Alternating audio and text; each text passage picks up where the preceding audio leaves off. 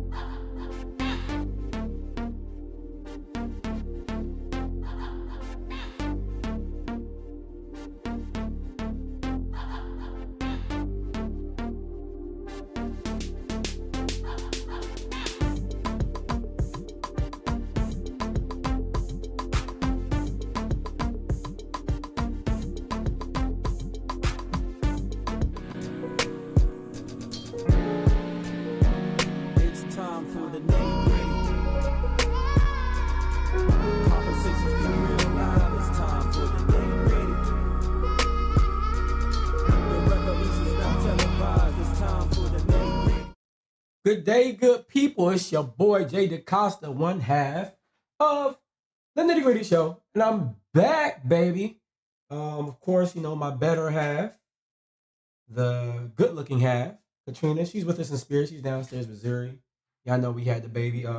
Special updates about Zuri. Zuri's 3 months now, as of Friday the 13th, and she rolled over. She had rolled over like 2 weeks ago, but she like it just so happened on her birthday. She decided to start rolling over all the time. So she's doing that little belly roll. She's flipping. She's flipping. Before you know it, she'll be walking. True story. My son Juan started walking at 7 months.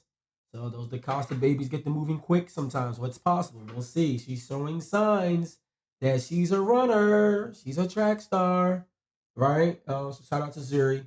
Yeah, we're back. And of course, continuing this series, we're going to be talking about the legislative branch. Of course, some of you may know I went live for a special broadcast this past Wednesday because that was just after the debate. So there were some things I wanted to clear up, fact check. If you didn't get a chance to, please go check out that episode. It was, I think, pretty informative. These next few episodes will be very informative. I think somewhat entertaining, but very informative. And I think that's very important to slow things down and get people a clear understanding about how our government works. I hear so many people posting about who they're voting for, and I'm not with her and I'm not with him. But then it's kind of like, all right, then that's fine. It's your vote. But why? Why are you voting for so and so? Why do you fervently believe that they are going to be the savior for this or that, or be better for your wallet, your pocket, your family, your rights? What tangible evidence supports this claim? And furthermore, knowing how our government works, how are these claims are going to come to be?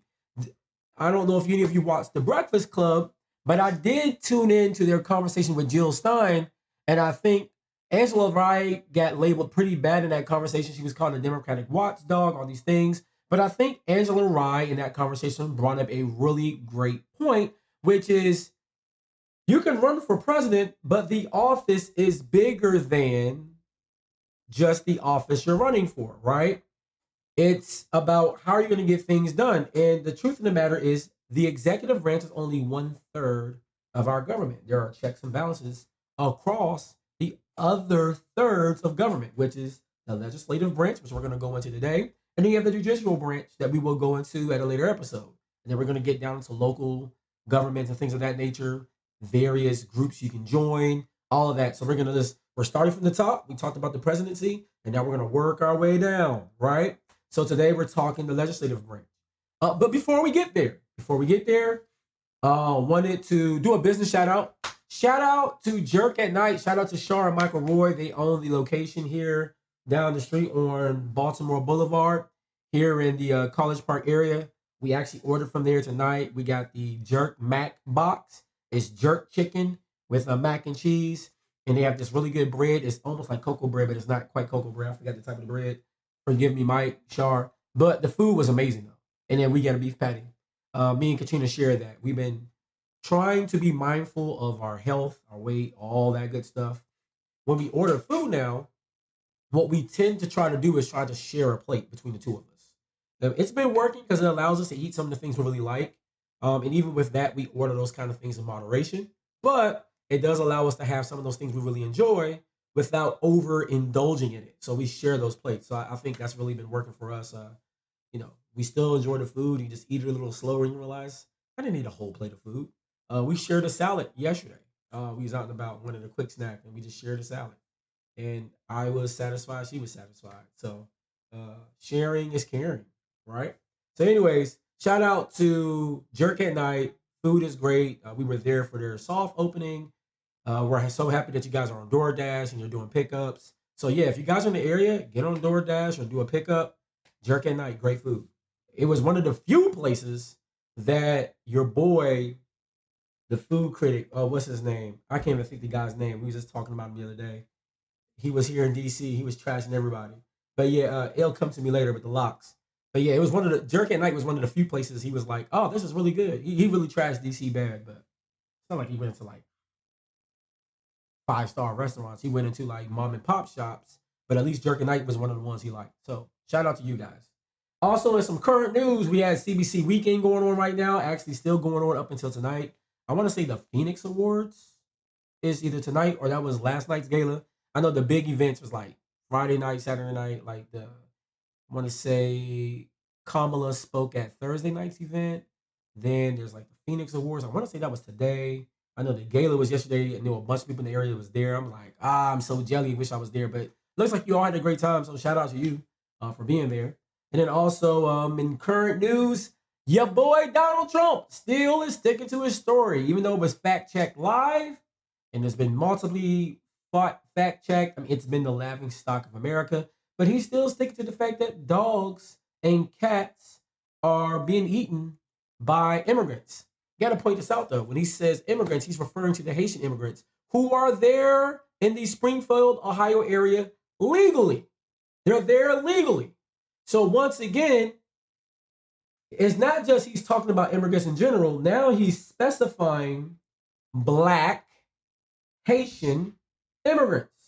And for black people, that should cause awareness because Donald Trump has zero awareness and his disrespect knows no end. And therefore, for some of you black folks who think you're the good Negroes he might like, he don't know the difference looking at you. He really don't. He thinks because he allowed a convicted Kodak Black and Lil Wayne to be commuted, that somehow erases that he took out a full-page ad of his own money in the New York Times about 5 innocent black men and then allowed another 5 innocent black men to die in December of 2020 before he left office. He could have given them a commute of stay, meaning just extend their sentence.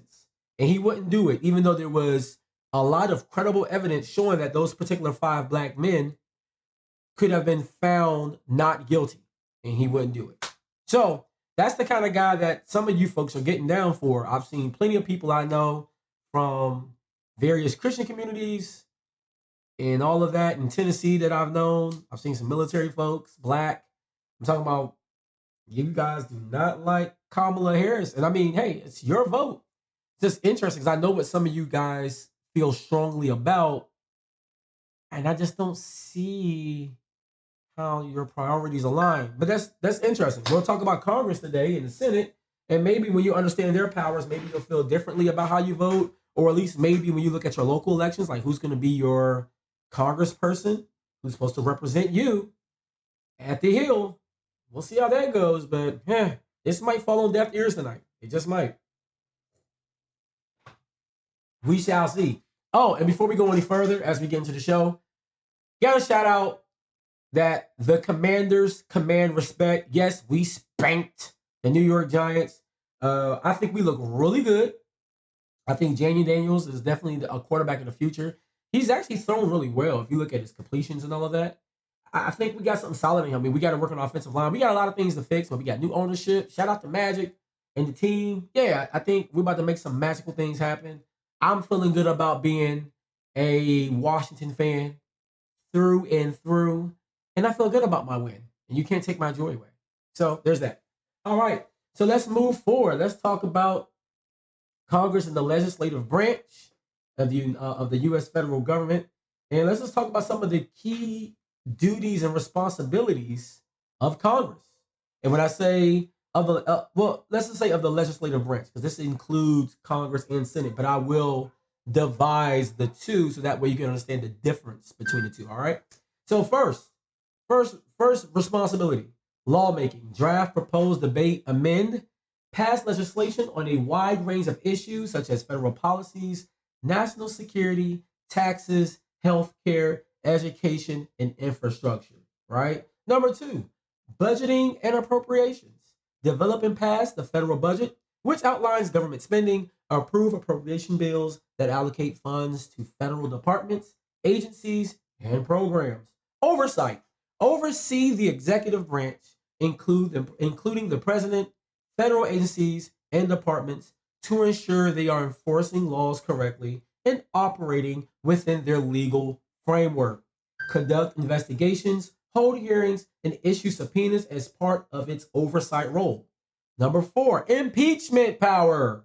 The House of Representatives has the sole power to impeach federal officials, including the president, for high crimes and misdemeanors. You need a majority vote for this, folks. So when they impeached Donald Trump, there were actually some Republicans on board. Okay? Just want to make that clear. There were some Republicans on board, right? That comes from the House of Representatives. And then the Senate holds impeachment trials and can remove officials from office if convicted. Now, that number 5, advice and consent. This is Senate specific. Approve or reject presidential appointments, such as federal judges, ambassadors, and cabinet members.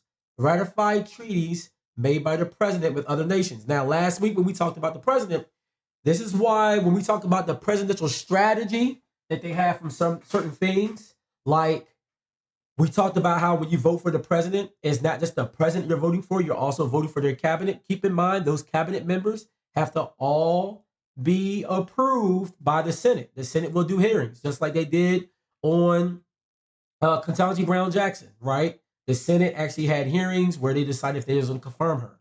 So same thing here. When we start looking at all these new secretary of this and secretary of that, they have to go through this process with the Senate. This is why the Senate is so powerful. Also, last week we talked about one of the duties of the president is that they can confirm other nations. And when they do that, in the form of treaties and trying to sign ways that we form alliances, those have to be ratified then by the Senate. And then, of course, with those other nations that he's trying to do a deal with, right? So when we look at what can a president do directly in Africa, yes, a president could be super pro-black and say, I want to recognize this government in Africa and that government in Africa. But then it would still have to go through the Senate to have that ratified, right? And of course, those other countries would have to want to then make a deal with us. But this is why everything is so entrenched and connected. You just can't do one and then forget about the others. Keep in mind, in Maryland, we have a Senate race going on, also Brooks and Hogan. Just wanted to put that out, right? Number 6, representation.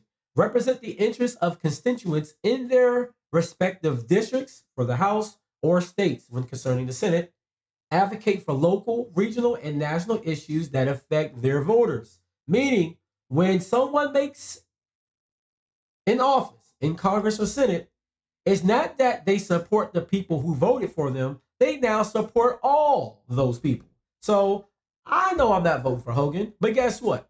When Hogan, if Hogan wins, I'm going to say if because I'm hoping also Brooks wins, but if Hogan wins, guess what? I will gladly send him letters and emails as if he was Austin Brooks and I voted for him. Because guess what? At that point he gets appointed, he represents Maryland, and therefore he represents me. And I want to be heard when he votes. And if he starts voting for things that I don't approve of, I'm going to let him know how angry I am.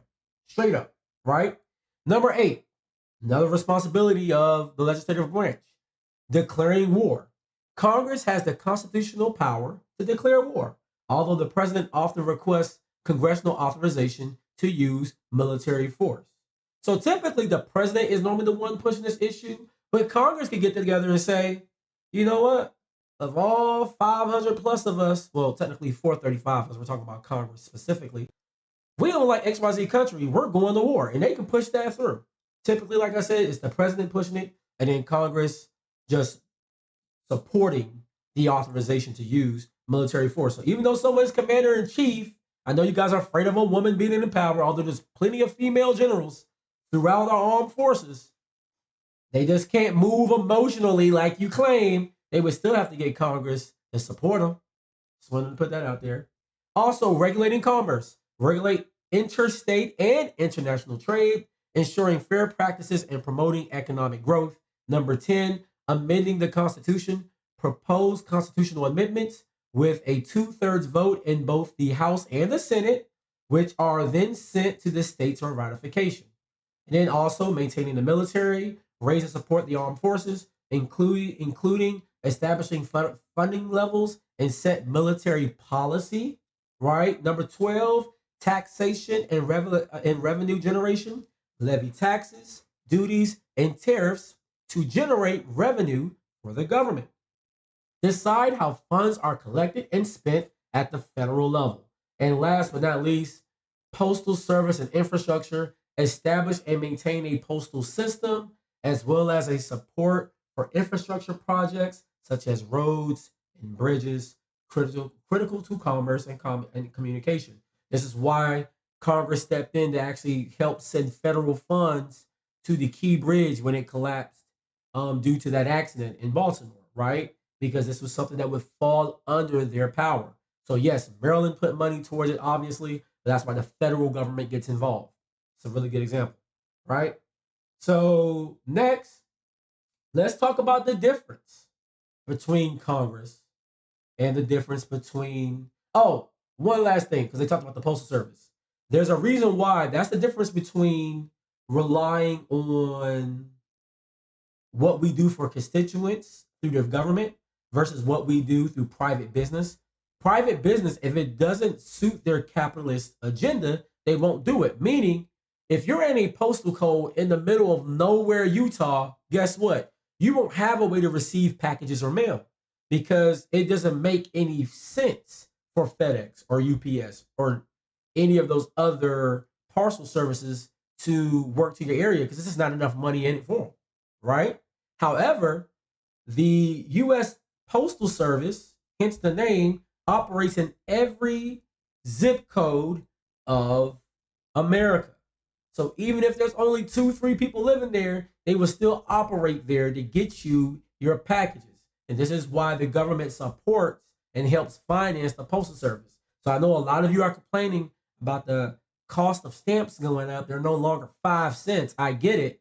But the reason why is because they still have to bring in so much revenue through the Postal Service to support said service. But keep in mind that money that they're taking from us to send letters, they do that so it can help fund them serving constituents in the area where there's no capitalist agenda or funding possibly there. Just wanted to throw that out there. All right, so let's talk about some of the key difference between Congress and Senate.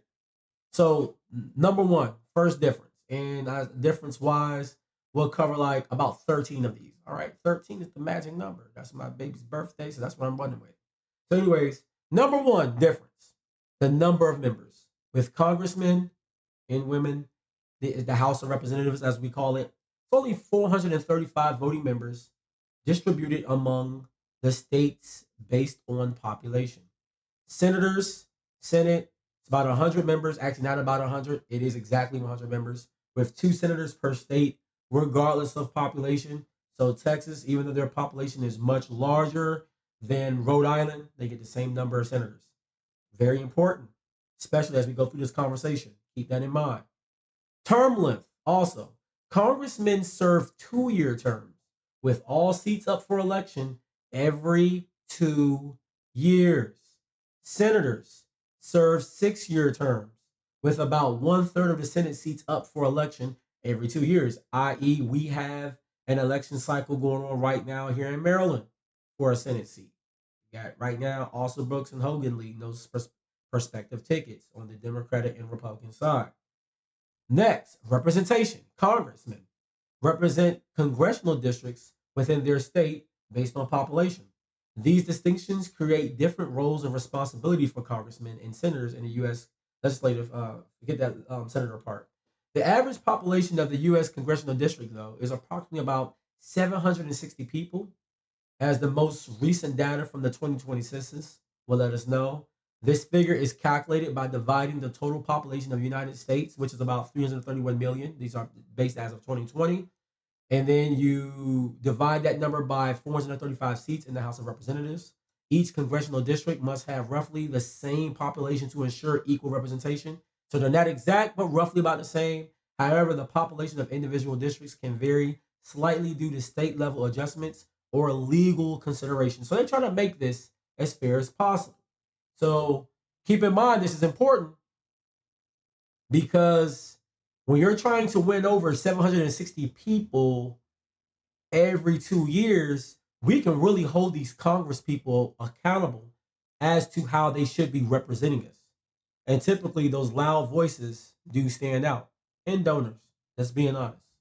Senators represent the entire state, providing statewide representation. The minimum age requirement for Congress got to be 25 years old. For senator, you have to be at least 30 years old. I want to say in both cases, you have to have lived in the United States for at least 9 years, and you have to be a U.S. citizen. Uh, Constituency size, once again, congressmen represent smaller constituencies as they serve specific districts within a state. Senators represent the entire state, typically serving a larger and more diverse population. Powers and responsibility. Congressmen initiate revenue or taxation bills, play a major role in representing local and local interests of their district. So, for instance, I might care a lot about FEMA response if I live in southern states like Florida, Georgia, if I cover those kind of districts where they're hit by hurricanes.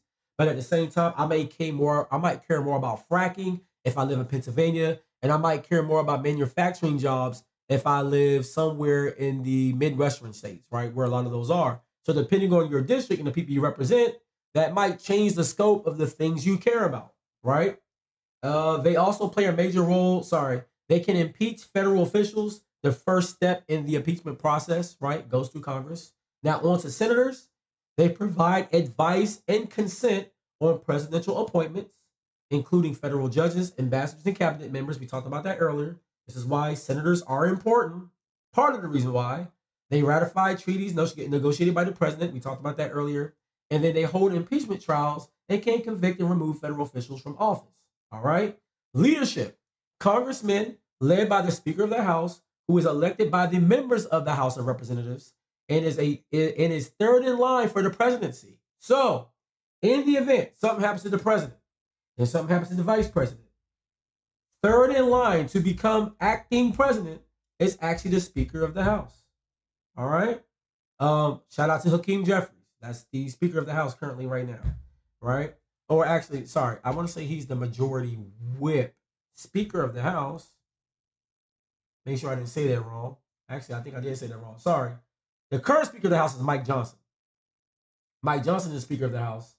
Mike Johnson is a Republican. I had to think about that because right now we're the minority. Mike Johnson is currently the Speaker of the House. And keep in mind, the Speaker of the House sometimes can be in opposition with the president or the vice president because oftentimes they could be representing the other party because they are elected by the members of Congress, those 435 individuals. Sorry, I almost said that wrong. Senators, they are led by the Vice President of the United States, who serves as the President of the Senate, although the President pro tempore, simply the longest serving senator of the majority party, presides as they preside in the vice president's absence. That was like a tongue twister for me for a second. Sorry.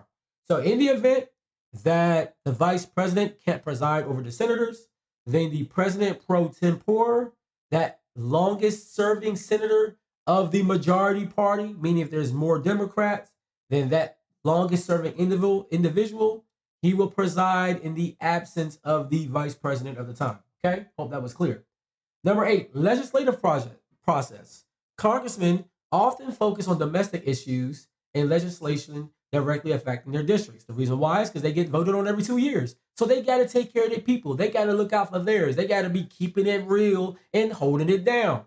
Senators, they deal with both domestic and international matters, given their broader constituency and advisory roles. Debate rules. Congressmen debate in the House is limited and structured with strict time limits set by the Rules Committee. So when we saw my girl Croker get into it with the bad built beach blonde chick, that's why, because he was like, is she gonna follow the rules? She's addressing me. She has a time limit while you cutting my time off. I'm trying to reclaim my time. Shout out to Maxine Waters, right? So that's what that's all about, because they do have time limits. When you hear these comments and you hear this little back and forth in Congress, because they do have, it's very limited and it's time structure. Now, for Senate, however, debates in the Senate is more open-ended with no set time limits, allowing for extended discussions and filibusters. When you hear about a filibuster, that means some senator can sit up there and talk and talk. There was literally a senator, I think he was a Republican. He has the longest time running a filibuster, meaning he spoke for such an exaggerated amount of time, and everybody had to just sit there and endure. And I want to say he went for like 24 hours and some change, nonstop, running his mouth. Right? That's crazy. Guinness Book of World Records type stuff. Right? Then we have election cycle. Congressmen face re-election every 2 years, making them more directly accountable to voters on a regular basis. Senators serve longer terms, giving them more insulation from immediate political pressures, since only 1/3 of the Senate is up for election in any given election cycle.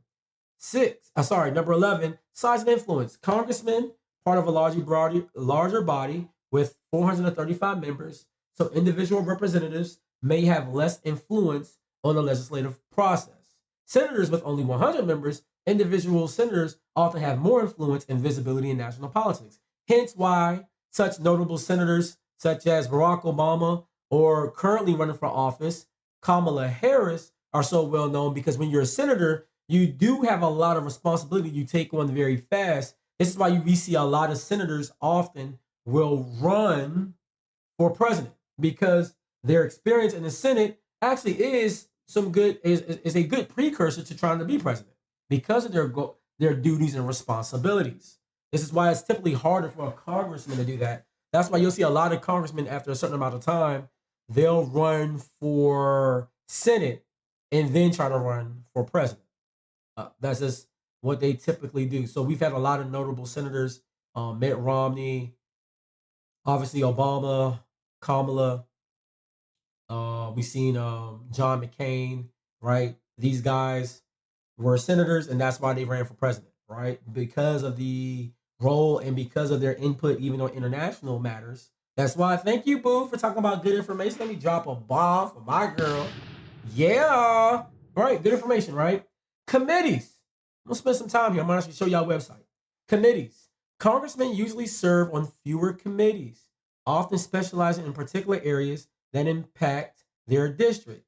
Senators serve on a broader range of committees due to the smaller size of the Senate, often having more direct influence on key national and international issues. Prestige. Senators are generally considered to have more prestige due to the smaller size of the Senate, longer terms, and broader responsibilities, but congressmen often deal with more local and immediate concerns. All right.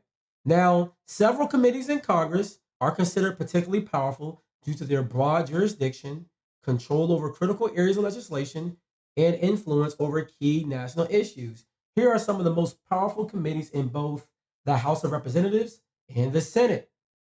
In the House of Representatives, you have the House Ways and Means Committee. Their jurisdiction, taxation, tariffs, Social Security, Medicare, trade agreements, and other revenue related matters. Their power, this is one of the most influential committees because it controls all tax related legislation and government revenue. The Money Committee. Any bill involving taxes must go through this committee.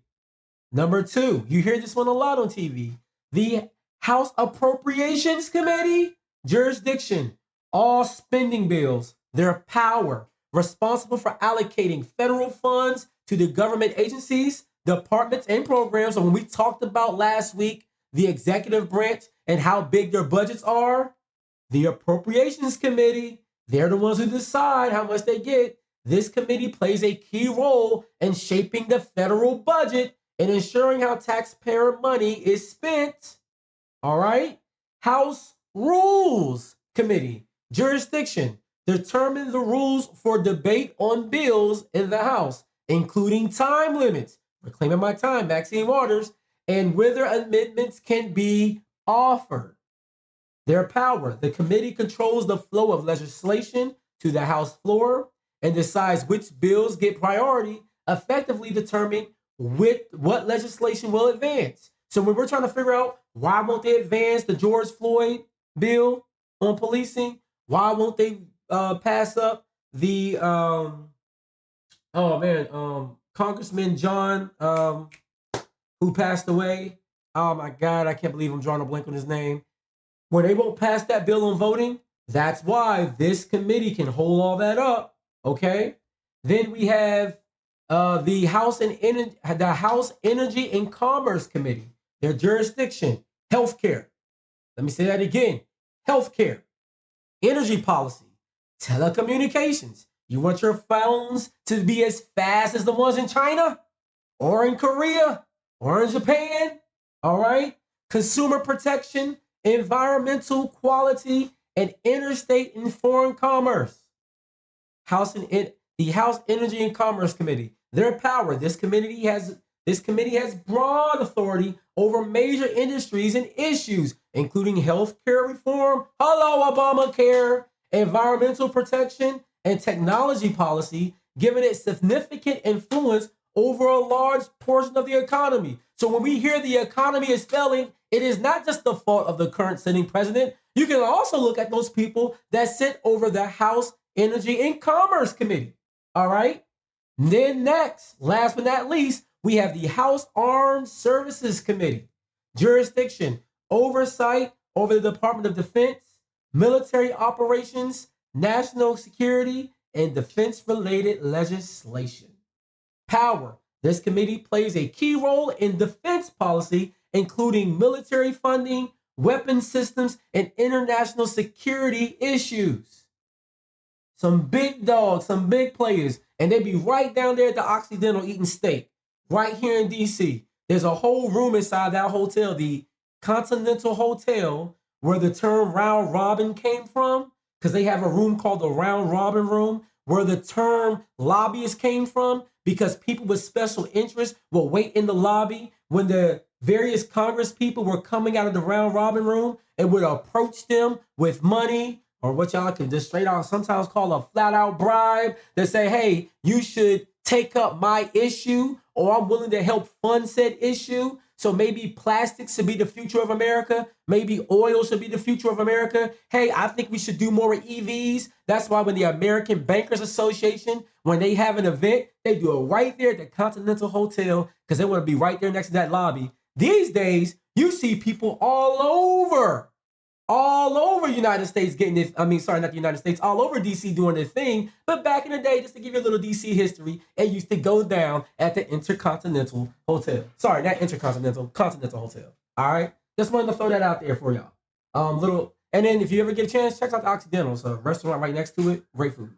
I actually met a couple of politicians there. Newt Gingrich was one. I actually met who was the Black Republican there for years. Michael Steele, met him in person at the Occidental. So if you want to hobnob with some of the political elite, go out there in that little area. You might run into somebody. So let's talk about the Senate, various committees in the Senate. Jurisdiction, taxation, tariffs, Social Security, Medicare, Medicaid, healthcare, and trade agreements. Their power, like the House Ways and Means Committee, the Finance Committee controls taxation and revenue-related legislation in the Senate. It oversees major entitlement programs like Social Security and Medicare. So why does voting for Senate matters? Because if your senator somehow makes his way to the Senate Finance Committee, they're going to have a big say-so on how we handle these things. This is why statistically, 65-plus-year-olds tend to have higher voting numbers than 18 to 24-year-olds. Them kids coming out of college and in college that run their mouth all over Social Security. All over social media. They have a hard time waking their butt up in the morning to go to the polls. This is why. Because they don't have as much as in stake, except maybe getting their student loans paid for. But them 65-year-olds are like, wait a minute. I ain't working no more, so Medicare matters to me, and I'm trying to draw Social Security.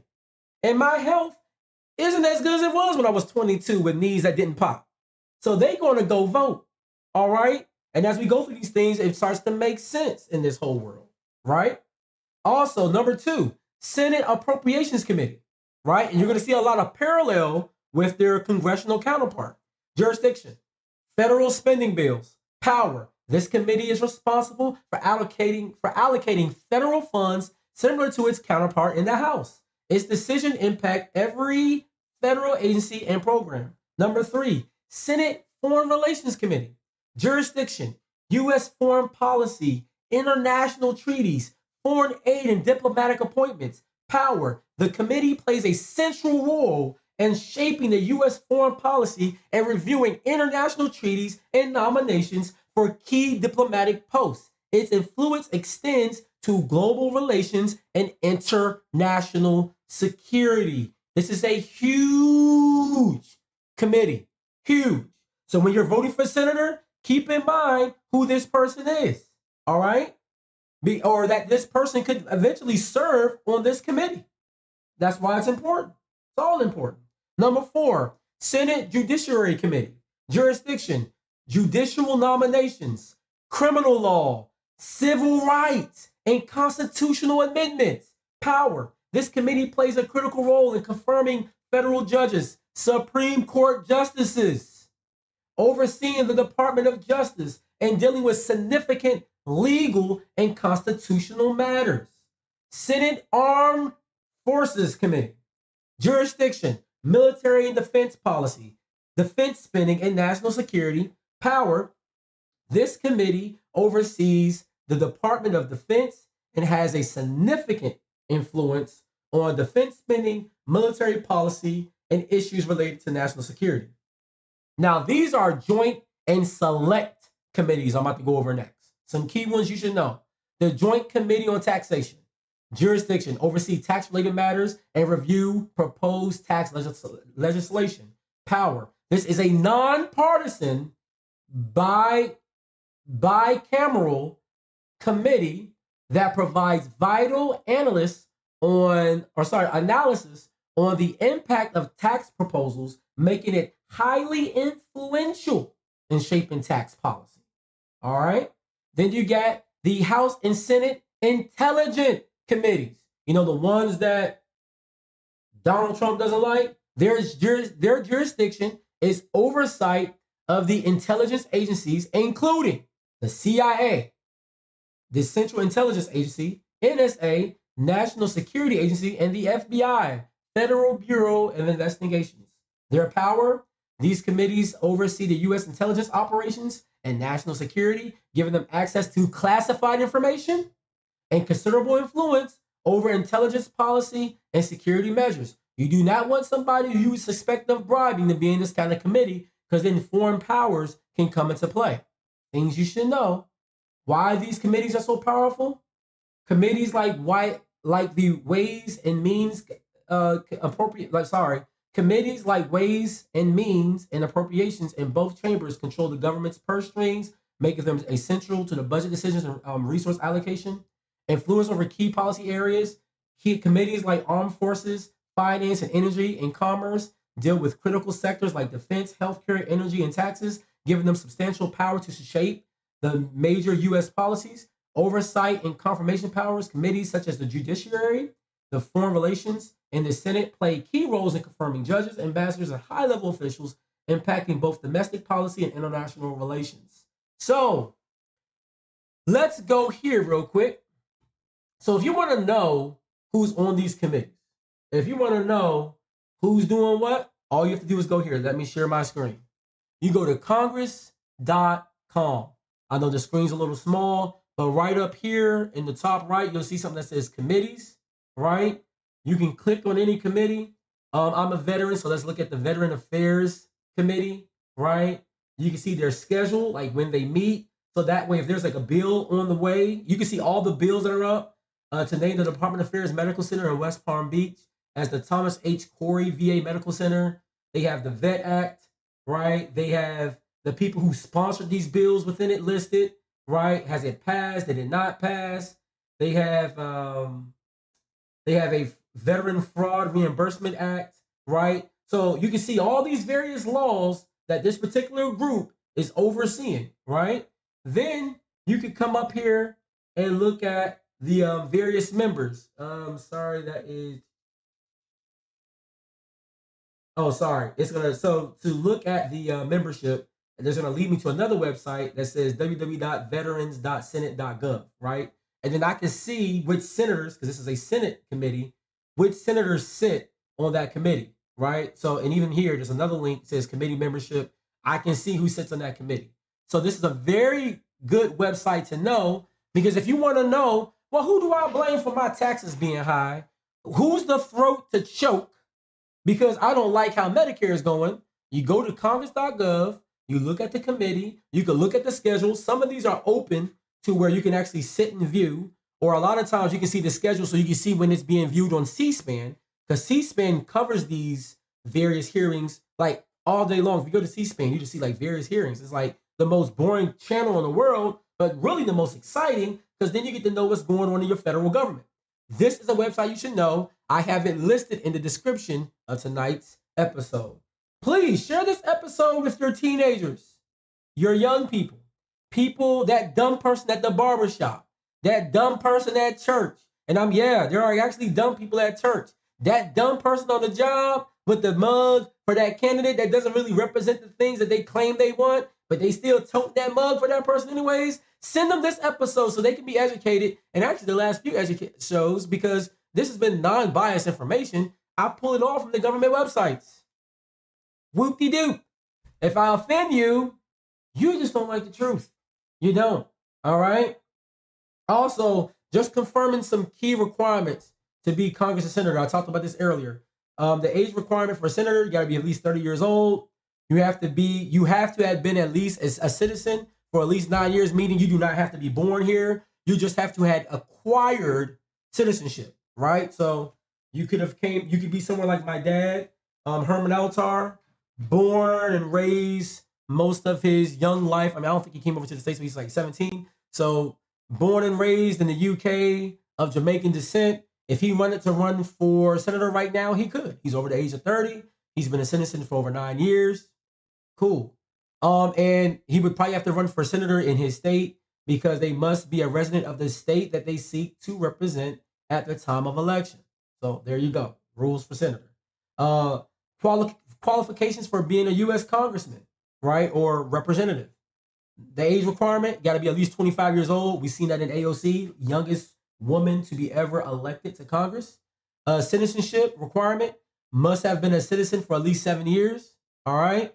And then residency requirement, must be a resident of the state they seek to represent at the time of election. And now in parentheses, although it is not a constitutional requirement to live in the congressional district they represent, it is a common practice. Now this is important because we have some congressmen out there that have been around for a long time. I'm talking about like they've been in these roles forever. And some of them don't, in fact, live in their congressional districts because they are balling.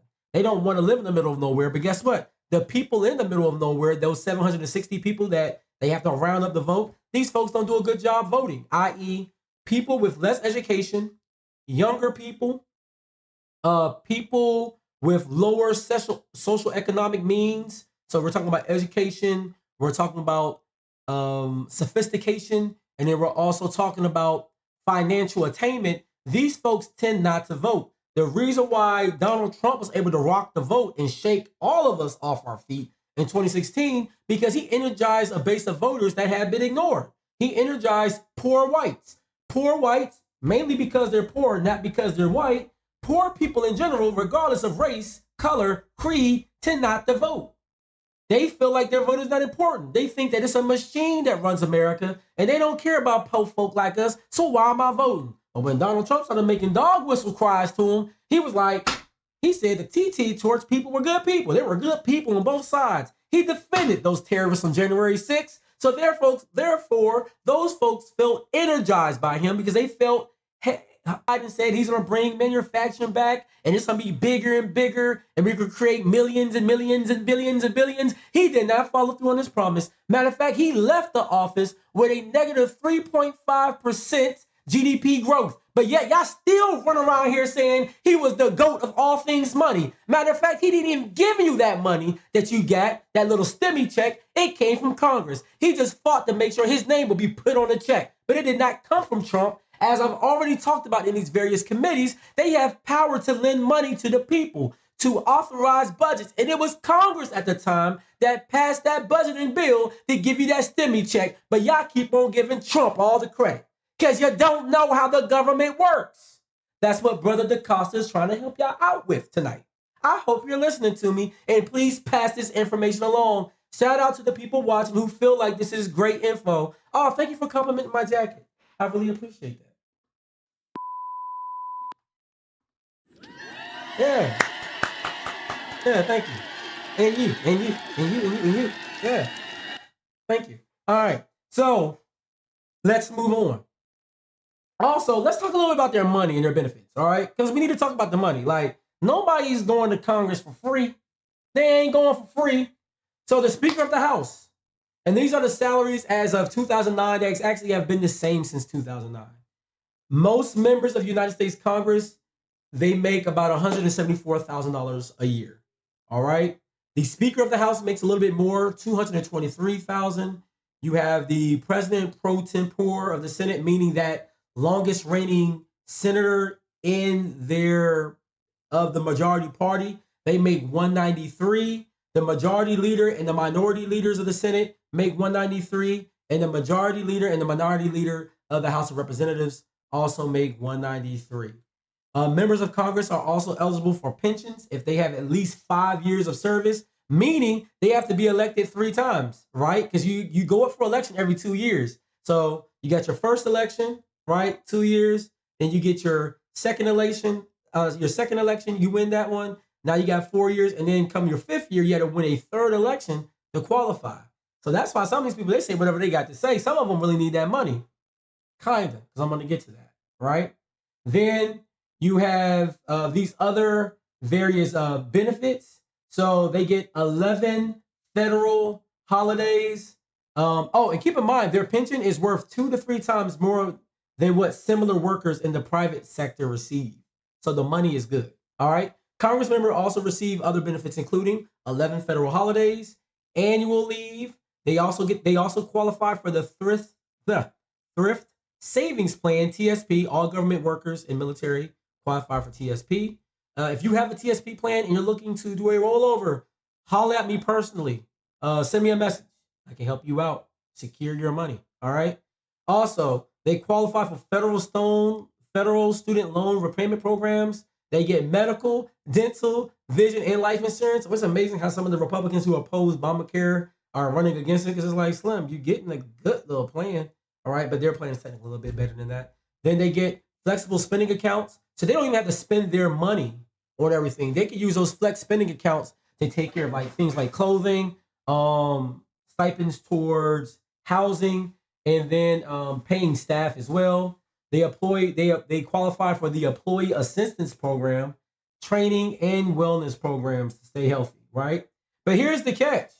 The median net worth of U.S. Congress members is over $1.1 million as of 2015, with a cumulative wealth of at least $2.43 billion. So trust me, they're for the people, but they've been for their wallet along the way. And typically, the kind of people, once again, talking about our voting and government process, people who have money tend to be a little bit more interested in politics and their government and how things work.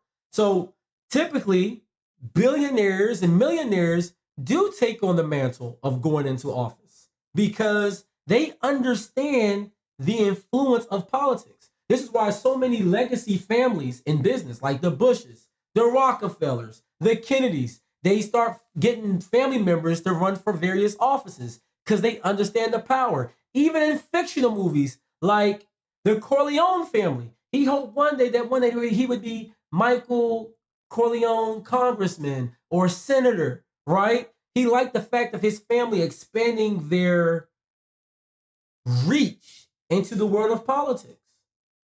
Politics and money go hand in hand, and people who tend not to have it don't care, and people who do, they do really care about it, right? I'm gonna go over a few people in office, some rich folks who have been in office, right? I'm gonna name a few of them. So you have like, for instance, well, he's dead. Let me name some people who are still alive. Got some money in their pocket. All right, so for instance, you had Rick Caruso ran for he was a candidate for the mayor of Los Angeles back in 2022, worth 5.3 billion. Caruso Homes. You had what's another good one? Bill Haslam, right there in Tennessee. He was the mayor of Knoxville from 2003 to 2011, and then he was governor of Tennessee from 2011 to 2019. $2 billion.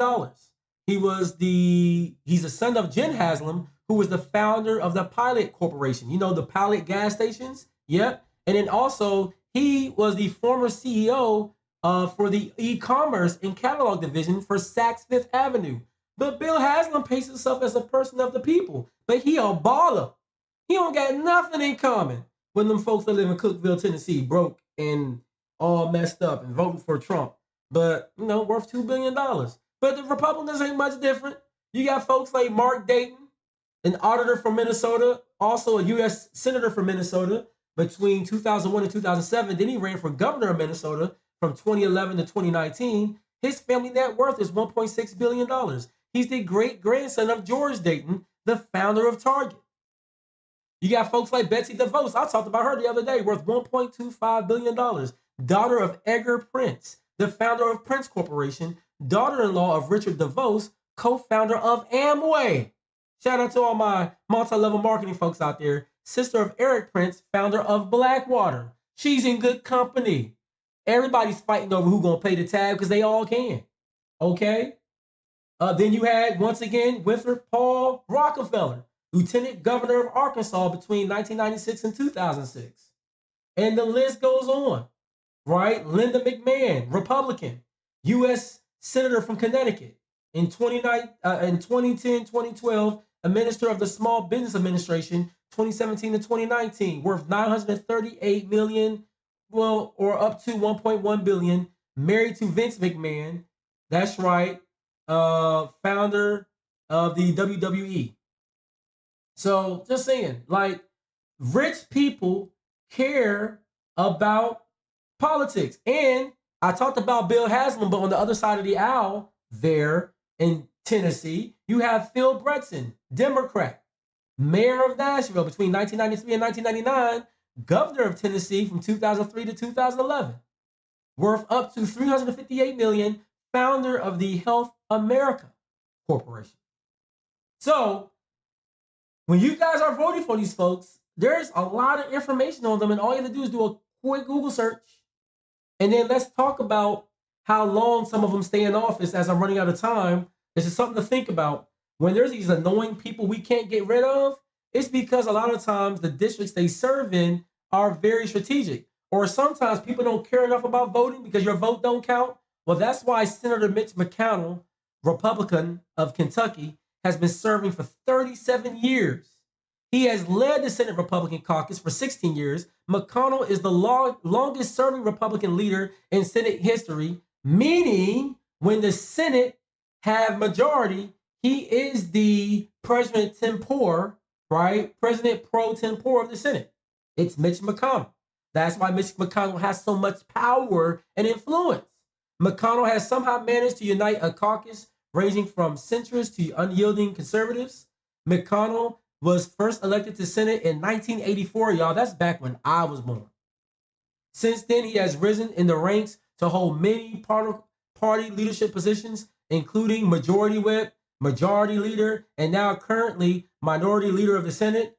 He worked most frequently on bills that covered intergovernmental relations, 107 bills, 97 laws passed, criminal and law enforcement, 89 of them, commerce, 85 of them, labor and employment, 69 of them. He has sponsored 249 bills in the last 37 years in office, voting with his party 93% of the time, getting 17.27% of his bills out of the committee and 4% of his sponsored bills enacted. Senator McConnell is up for re-election in 2026 if he goes, because we all seen him have a national brain fart on television.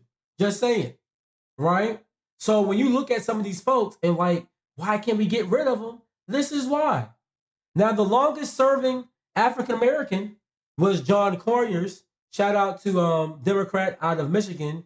That was District 13 there.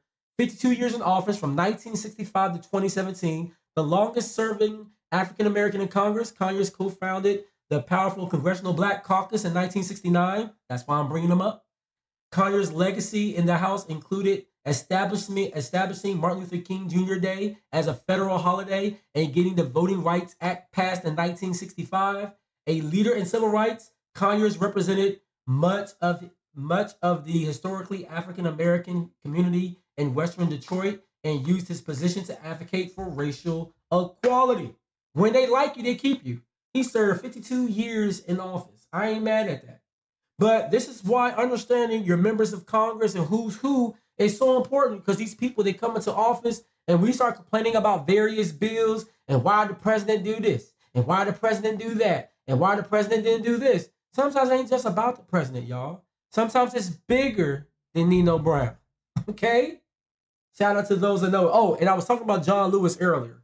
When we were talking about civil rights bills that haven't been passed, he's been trying to pass the John Lewis Voting Act, and they have not passed that yet. It's been up, sitting there for a while, but it can't get passed. So when you start looking at the Appropriations Committee, somebody might want to holler at them, send them a nasty gram and say, yo, get this bill through. Hey, members of the CBC, Congressional Black Caucus, what are you doing to support this? Where do you stand? If you're not a member of the CBC, but you still represent me, write them a letter. Everyone who votes has an opportunity to at least meet your senator.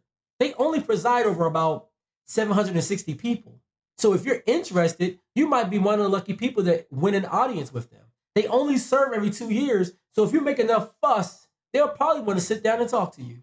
Shout out to my pastors and my civil rights leaders. You guys have an opportunity to have relationships with these various Congress people. And guess what? They're going to listen to you because they want to be able to get your vote, or they want to be able to get your approval come next election. So these are things you guys should know. And I'm going to leave it right there. I wasn't going to get into like folks like Nancy Pelosi. She's been around for a long time, Congresswoman and Speaker of the House. And she's worth a lot of money, y'all. She's worth over like $27 million. I'm telling you, these Congress people ain't broke. The brokest person, the brokest actually Congresswoman, because she's a Congresswoman right now. She's the brokest person in Congress is actually AOC.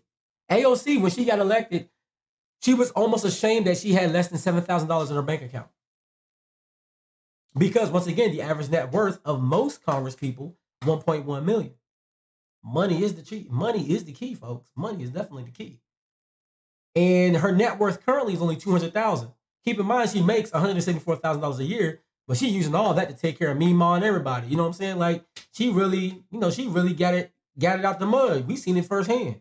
So shout out to AOC. So, anyways, these things we went over with the legislative branch, they're important, folks. We can't ignore it. Please pay attention because the future of America depends on it. It's not just about the president. It's bigger than Nino Brown, okay? If you guys don't know the reference, I'm referencing New Jack City. When at the end, the bad guy gets convicted. I'm just going to give the story away. If you don't know New Jack City, I mean, I'm sorry. It'll play on BET, I'm sure, sometime this week, if you have it.